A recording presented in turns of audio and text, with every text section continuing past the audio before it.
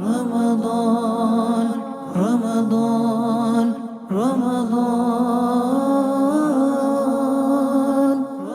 يا مرحبا يا مرحبا أهلا رمضان يا مرحبا يا مرحبا أهلا رمضان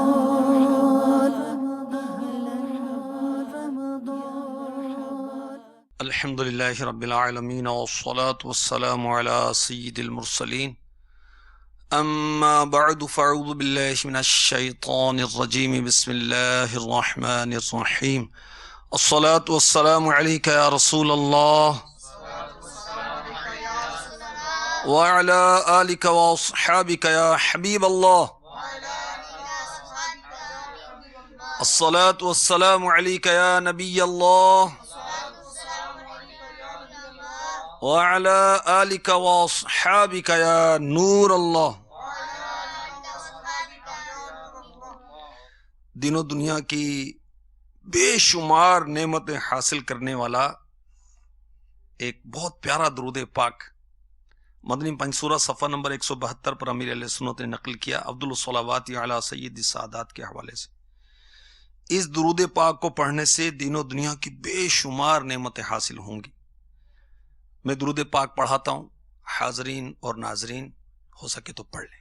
اللہم صلی وسلم وبارک علی سیدنا محمد وعلی آلہ عدد انعام اللہ وافضالہ.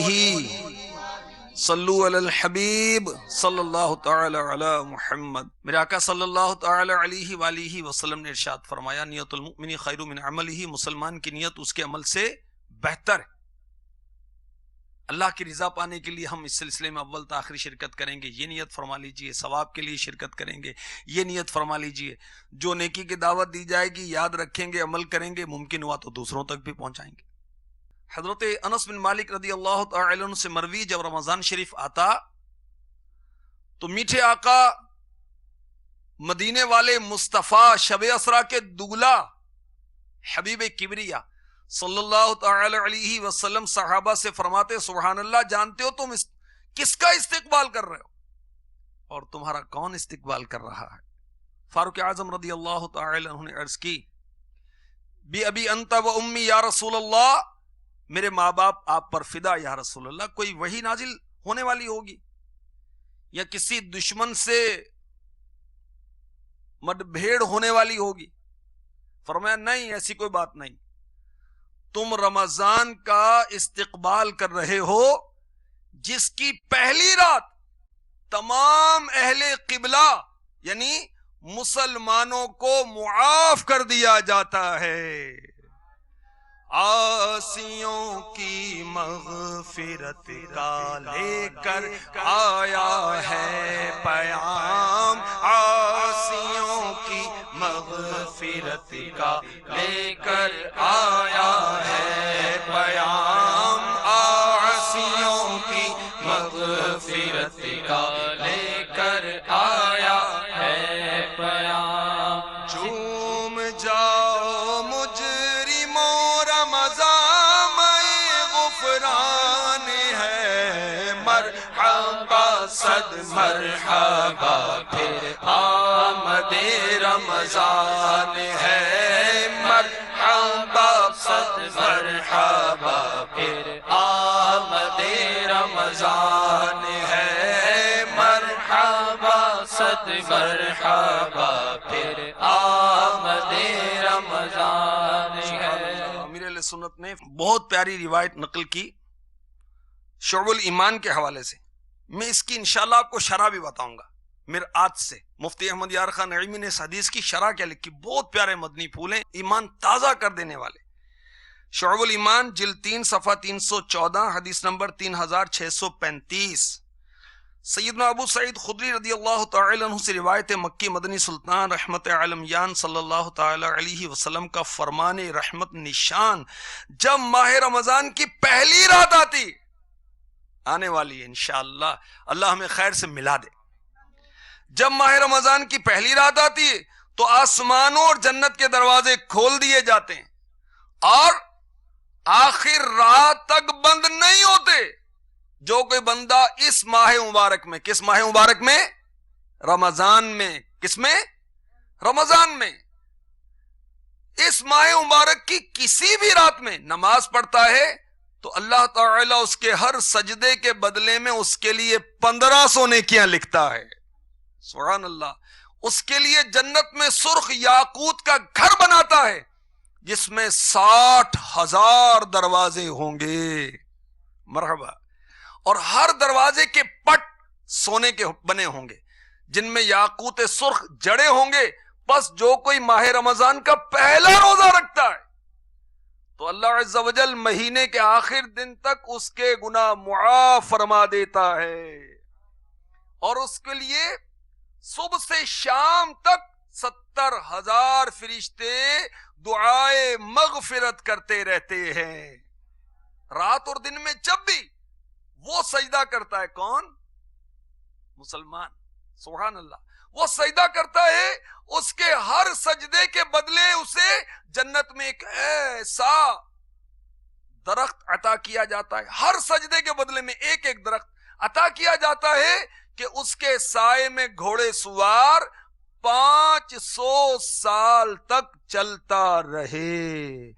مرحبا صد مرحبا پھر آمد رمضان ہے، مرحبا صد مرحبا پھر آمد رمضان ہے، مرحبا صد مرحبا پھر آمد رمضان ہے۔ کھل اٹھے مرجائے دل تازہ ہوا ایمان ہے، مرحبا صد مرحبا پھر آمد رمضان ہے، مرحبا صد مرحبا پھر آمد رمضان ہے۔ مفتی احمد یار خان نعیمی رحمۃ اللہ تعالی علیہ لکھتے ہیں ماہ رمضان میں آسمانوں کے دروازے بھی کھلتے ہیں جن سے اللہ تعالی کی خاص رحمتیں زمین پر اترتی ہیں، اور جنتوں کے دروازے بھی، جس کی وجہ سے جنت والے حور و غلمان، حوریں جنتیوں کو عطا ہوں گی بہت ہی حسین، اور غلمان جنتی لڑکے جو جنتیوں کی خدمت کے لیے معمور ہوں گے۔ تو جب جنت کے دروازے کھلتے ہیں تو جنت کے حور و غلمان کو خبر ہو جاتی ہے کہ دنیا میں رمضان آ گیا ہے، اور وہ یعنی جنتی حوریں اور جنتی غلمان روزہ داروں کے لیے دعاؤں میں مشغول ہو جاتے ہیں۔ اس ماہ رمضان میں جہنم کے دروازے بند کر دیے جاتے ہیں، جس کی وجہ سے مفتی احمد یار خان نعیمی رحمۃ اللہ تعالی علیہ لکھتے ہیں گناہ گاروں کی قبروں پر دوزخ کی گرمی نہیں پہنچتی، بلکہ کافروں کی قبروں پر بھی دوزخ کی گرمی نہیں پہنچتی۔ وہ جو مسلمانوں میں مشہور ہے کہ رمضان میں عذاب قبر نہیں ہوتا، اس کا یہی مطلب ہے، اور حقیقت میں ابلیس یعنی شیطان ماں اپنی ذریتوں کے قید کر دیا جاتا ہے۔ اس مہینے میں جو کوئی بھی گناہ کرتا ہے وہ نفس امارہ کی شرارت سے کرتا ہے، نہ کہ شیطان کے بہکانے سے۔ حضرت سیدنا سلمان فارسی رضی اللہ تعالی عنہ سے روایت ہے کہ رسول پاک صاحب الاولاق سیاح افلاق صلی اللہ تعالی علیہ وسلم نے شعبان کے آخری دن ہم میں وعظ فرمایا تو فرمایا، لوگو تم میں عظمت والا مہینہ سایہ فگن ہو رہا ہے، یہ مہینہ برکت والا ہے، جس کی ایک رات ایسی ہے جو 1000 مہینوں سے بہتر ہے۔ وہ یہ مہینہ ہے جس کے روزے اللہ نے فرض کیے، جس کی رات کا قیام نفل بنایا۔ جو اس ماہ میں نفلی بھلائی سے قرب الہی حاصل کر لے تو گویا اس نے دوسرے مہینے میں فرض ادا کیا۔ جو اس میں ایک فرض ادا کر لے تو ایسا ہوگا جیسے اس نے دوسرے مہینے میں 70 فرض ادا کیے. یہ صبر کا مہینہ ہے اور صبر کا ثواب جنت ہے. یہ غربا کی غمخواری کا مہینہ ہے. یہ وہ مہینہ ہے جس میں مومن کا رزق بڑھایا جاتا ہے. جو اس مہینے میں کسی روزہ دار کو افطار کرائے تو اس کے گناہوں کی بخشش، اس کی گردن کی آزادی آگ سے ہوگی اور اسے روزہ دار کا سا ثواب ملے گا، اس کے بغیر کہ روزہ دار کے ثواب سے کچھ کم ہو. ہم نے عرض کیا رسول اللہ صلی اللہ تعالی علیہ وسلم، ہم میں سے ہر شخص ہو نہیں پاتا جس سے روزہ افطار کرائے. تو رسول اللہ صلی اللہ تعالی علیہ وسلم نے فرمایا اللہ تعالی یہ ثواب اسے دے گا جو روزہ دار کو ایک گھونٹ دودھ یا کھجور یا گھونٹ بھر پانی سے افطار کرائے، اور جو روزہ دار کو سیر کر دے اللہ تعالیٰ اسے میرے حوض سے وہ پانی پلائے گا کہ کبھی پیاسا نہ ہوگا حتیٰ کہ جنت میں داخل ہو جائے. یہ وہ مہینہ ہے جس کے اول میں رحمت، بیچ میں بخشش، آخر میں آگ سے آزادی ہے. جو اس مہینے میں اپنے غلام سے تخفیف کرے تو اللہ اسے بخش دے گا اور آگ سے آزاد کر دے گا. عاصیوں کی مغفرت کا لے کر آیا ہے پیام، عاصیوں کی مغفرت کا لے کر آیا ہے پیام، عاصیوں کی مغفرت کا لے کر آیا ہے پیام، عاصیوں کی مغفرت کا لے کر آیا ہے پیام. جھوم جاؤ مجرموں رمضان میں غفران ہے، مرحبا صد مرحبا پھر آمد رمضان ہے، مرحبا صد مرحبا پھر آمد رمضان ہے. بدنی چل کے ناظرین سنیے اور ایمان تازہ کیجئے.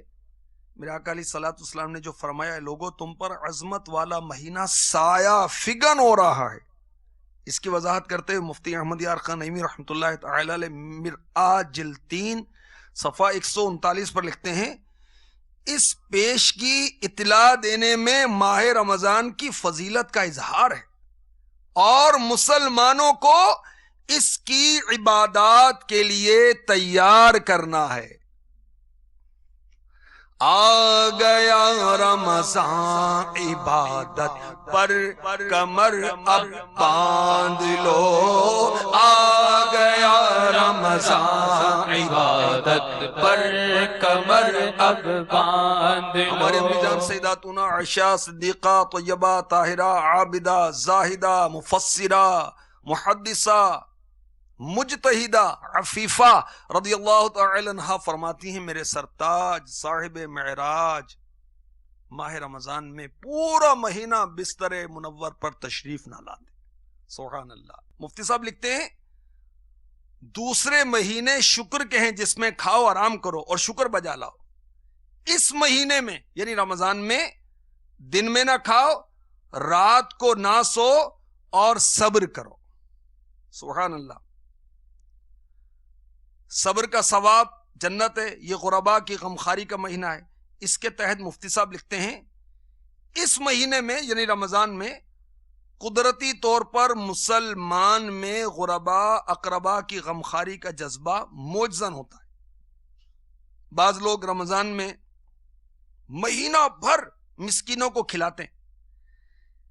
ان سب کا ماخذ یہ حدیث ہے اور مؤاسات پر عمل ہے. مؤاسات کیا ہے؟ مؤاسات یہ ہے اپنی روزی میں دوسروں کو حصہ دار بنانا، سخاوت کرنا. اس مہینے میں مومن کا رزق بڑھایا جاتا ہے. اس کے تحت بھی مفتی صاحب نے لکھا، آپ لکھتے ہیں رزق حصی بھی اور معنوی بھی. ہر سال اس کا مشاہدہ ہوتا ہے کہ ہر روزہ دار کو رمضان میں وہ نعمتیں ملتی ہیں جو دوسرے مہینوں میں نہیں ملتی. اور اس مہینے میں قدرتی طور پر دل پر وہ اثر ہوتا ہے جو دوسرے مہینوں میں نہیں ہوتا۔ مفتی صاحب نے مزید لکھا، اس بات پر وضاحت کی، شرح لکھی، یعنی جو روزہ دار کو افطار کرائے تو اس کے لیے گناہوں کی بخشش، اس کی گردن کی آزادی آگ سے ہوگی اور روزہ دار کا سا ثواب پائے گا۔ اس کے تحت مفتی صاحب لکھتے ہیں روزہ افطار کرانے والے کو 3 فائدے ہوتے ہیں۔ خوش نصیب مسلمان جو گھروں میں وہ افطار اجتماعات کرواتے ہیں یا مسجدوں میں افطاری بھیجتے ہیں یا اور اچھے طریقے سے مسلمانوں کو بالخصوص غریبوں کو، مسکینوں کو، دینی طلباء کو کھلاتے پلاتے ہیں، بڑے خوش نصیب ہیں۔ مفتی صاحب لکھتے ہیں کہ افطار کرانے والے کو 3 فائدے ہوتے ہیں۔ نمبر 1 گناہوں سے بخشش، نمبر 2 دوزخ سے آزادی، اور اسے روزے کا ثواب۔ بعض لوگ افطار کے وقت مسجدوں میں پھل فروٹ یا کھانا بھیجتے ہیں، تو اس کی اصل یہ حدیث شریف ہے۔ مفتی صاحب نے مزید لکھا، خیال رہے روزہ افطار کرانے سے ثواب روزہ تو مل جاتا ہے مگر اس سے روزہ ادا نہیں ہوتا، لہذا کوئی امیر لوگوں کو افطار کرا کے خود روزے سے بے نیاز نہیں ہو سکتا، روزے تو رکھنے ہی پڑیں گے، انشاءاللہ رکھیں گے اور سارے رکھیں گے انشاءاللہ، ظاہری اور باطنی آداب کو سامنے رکھتے ہوئے رکھیں گے۔ اور روزے کے ظاہری آداب کیا ہیں، روزے کے باطنی آداب کیا ہیں، انشاءاللہ ہم اس سے پڑھیں گے، اسے پڑھیں گے، سیکھیں گے، اس کے مطابق روزے انشاءاللہ رکھیں گے تو روزے دار کے ثواب میں سے کچھ کم نہیں ہوتا۔ اس کے تحت مفتی صاحب لکھتے ہیں جیسے علم، روشنی، ہوا، ان سے کتنے ہی لوگ فائدہ اٹھائیں کمی نہیں ہوتی، علم سے جتنے لوگ فائدہ اٹھائیں کمی نہیں ہوتی، روشنی سے جتنے لوگ فائدہ اٹھائیں کمی نہیں ہوتی، ہوا سے جتنے بھی لوگ فائدہ اٹھائیں کمی نہیں ہوتی، ایسے ہی ثواب تقسیم ہونے سے کم نہیں ہوتا، تقسیم ہو کر ثواب میں کمی نہیں ہوتی۔ مادی چیزیں بٹ کر گھٹتی ہیں، نور میں یہ قاعدہ نہیں، سمندر چشمے کا پانی بھی خرچ کرنے سے گھٹتا نہیں، تو جو روزہ دار کو افطار کروائے گا تو وہ اس کے ثواب میں، جس نے افطار کیا اس کے ثواب میں کمی نہیں ہوگی، اس کو بھی ثواب ملے گا، اس کو بھی ثواب ملے گا۔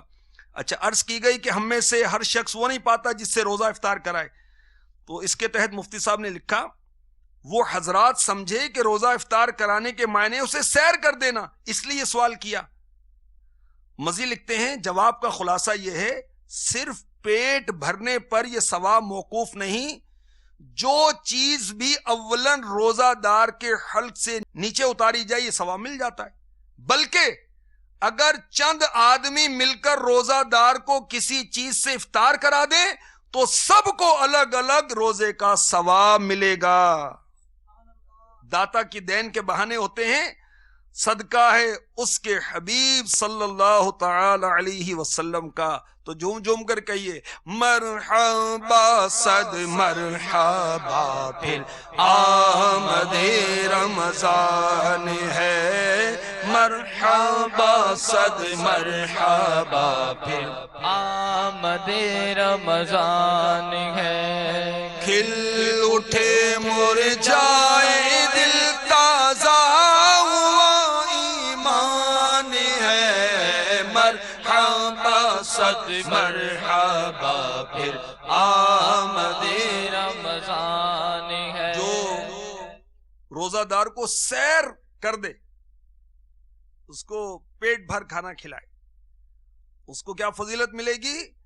اسے میرے آقا کے حوض کوثر سے پانی پلایا جائے گا، پھر کبھی پیاسا نہ ہوگا یہاں تک کہ جنت میں داخل ہو جائے۔ اس کے تحت مفتی احمد یار خان نعیمی رحمۃ اللہ تعالی علیہ لکھتے ہیں مرآت جلد 3 صفحہ 141، صرف افطار کرانے کا ثواب تو بیان ہو چکا، روزہ دار کو سیر کر کے کھلانے کا ثواب یہ ہے کہ اسے حوض کوثر سے جام کوثر پلایا جائے گا، پھر کبھی پیاسا نہیں ہوگا، سبحان اللہ۔ مفتی صاحب لکھتے ہیں خیال رہے جیسے آج دنیا میں سب کو کھانے کی سخت ضرورت ہے، ایسے ہی کل میدان محشر میں پانی کی سخت ضرورت ہوگی، وہاں بھوک نہ ہوگی مگر پیاس ہوگی۔ اللہ تعالیٰ حوض کوثر کی ایک نہر میدان محشر میں پہنچا دے گا، جس سے امت مصطفیٰ صلی اللہ علیہ وسلم وہاں ہی یعنی میدان محشر میں ہی یہ پانی پیے گی اور پیاس سے امن میں رہے گی۔ ایک بار جس نے یہ پانی پی لیا تو جنت میں داخلے تک پیاس نہ لگے گی۔ اللہ تعالی ہم سب کو وہاں اس حوض کا پانی نصیب کرے، پھر جنت میں پہنچ کر نہ بھوک ہوگی نہ پیاس۔ سبحان اللہ۔ مزید مفتی صاحب نے بہت پیارے مدنی پھول عنایت فرمائے کہ ماہ رمضان کے 3 عشرے ہیں، عشرہ 10 دن، پہلے 10 دن، دوسرے 10 دن، تیسرے دن، یہ 3 عشرے ہو گئے نا۔ پہلا عشرہ میں رب تعالی مومنوں پر خاص رحمتیں فرماتا ہے، جس سے انہیں روزہ تراویح کی ہمت ہوتی اور آئندہ ملنے والی نعمتوں کی استعداد پیدا ہوتی۔ دوسرے عشرے میں تمام صغیرہ گناہوں کی معافی ہے، جو جہنم سے آزادی کا اور جنت میں داخلے کا سبب ہے۔ تیسرے عشرے میں روزہ داروں کے جنتی ہونے کا اعلان اور وہاں کے داخلے کا ویزا اور پاسپورٹ کی تحریر۔ سبحان اللہ۔ جو ماہ رمضان میں وہ آسانی کرے اپنے غلام پر، تخفیف دے، اللہ اسے بخش دے گا، آگ سے آزاد کر دے گا۔ اس کے تحت مفتی احمد یار خان نعیمی رحمۃ اللہ تعالی علیہ لکھتے ہیں، اسلامی بادشاہ رمضان میں ہر محکمے میں چھٹی کرتے تھے۔ اب بھی تمام مدارس اسلامیہ رمضان میں بند رہتے ہیں تاکہ مدرسین کو فرصت اور طلباء کو فراغت ملے۔ بعض عمراء یعنی مالدار لوگ، بعض عمراء اس مہینے میں نوکروں سے کام یا تو لیتے نہیں یا بہت کم لیتے ہیں، مگر ان کی تنخواہ اور کھانا وغیرہ برابر دیتے رہتے ہیں۔ ان سب کی اصل یہ حدیث شریف ہے، تم اپنے ماتحتوں نوکروں پر مہربانی کرو، اللہ تم پر مہربانی کرے گا۔ تو جو ایسے لوگ ہیں جن کے تحت بہت سے لوگ کام کرتے ہیں، انہیں چاہیے کہ اس مہینے میں کوئی ایسا شیڈول بنائیں، کوئی ایسا جدول بنائیں کہ ان کے ملازمین روزہ رکھ سکیں، ایسی ترکیب بنائیں۔ تو انشاءاللہ یہ جو روزے رکھیں گے آپ کی ترغیب پر، آپ کی دی ہوئی سہولت پر، تو اللہ کی رحمت سے امید رکھیں کہ ان کے ثواب، ان کو بھی ثواب ملے گا اور ان سب کے مجموعے کے برابر آپ کو ثواب حاصل ہوگا۔ مرحبا۔ دو جہاں کی نعمتیں ملتی ہیں روزہ دار کو، دو جہاں کی نعمتیں ملتی ہیں روزہ دار کو، جو نہیں رکھتا ہے روزہ وہ بڑا نادان ہے۔ مرحبا صد مرحبا پھر آمد رمضان ہے، مرحبا صد مرحبا پھر آمد رمضان ہے، مرحبا صد مرحبا پھر آمد رمضان ہے، مرحبا صد مرحبا پھر آمد رمضان ہے۔ انشاءاللہ عز و جل اگلے سلسلے میں آپ کو بیان کیا جائے گا کہ رمضان میں 4 باتوں کی کثرت کرنی چاہیے۔ وہ 4 باتیں کون سی ہیں انشاءاللہ عرض کی جائے گی۔ جنت رمضان کے استقبال میں سجائی جاتی، کب سے؟ کون سجاتا ہے؟